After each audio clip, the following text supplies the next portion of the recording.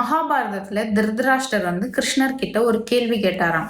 என்னுடைய 100 பிள்ளைங்களும் இறந்து போனதற்கான காரணம் என்ன? நான் ஏன் குருடனா பிறந்தேன் அப்படின்னு சொல்லி.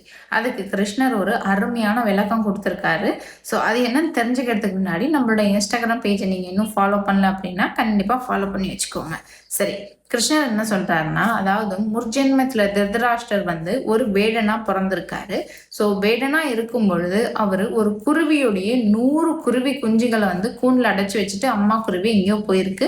அந்த டைம் பார்த்து அந்த 100 குருவி குஞ்சுகளையும் தன்னுடைய வலைய போட்டு அவர் 100 குருவி குஞ்சுகளையும் கொண்டுட்டார். ஸோ அதை பார்த்து அந்த தாய்க்கு ரொம்ப கோபம் வந்துருச்சு. அப்போ கோபம் வந்த போது அந்த தாயுடைய 2 கண்ணியும் திருதராஷ்டர் குருடாக்கிட்டார். அப்ப இன்னும் கோமடைஞ்ச அந்த தாய்க்குருவி என்ன சொன்னீங்கன்னா, உனக்கும் இதே மாதிரி 100 பிள்ளைங்க பிறந்து அந்த 100 பிள்ளைங்களும் செத்து மடிஞ்சிருவாங்க, நீயும் குருடனா பிறப்ப அப்படின்னு சொல்லி. அதனாலதான் திருதராஷ்டர் என்னவோ தனக்கு பிறந்த 100 பிள்ளைங்களையும் இழந்து கண்ணும் தெரியாம இருந்தார். ஸோ கிருஷ்ணர் விளக்கம் கொடுத்துருக்காரு. இதுலேருந்து நம்ம என்ன தெரிஞ்சுக்கலாம் அப்படின்னா, கர்மா ரிப்பீட்ஸ். ஸோ ஜென்மத்தில் செஞ்ச பாவ புண்ணியங்கள் இந்த ஜென்மத்தில் தொடரும்.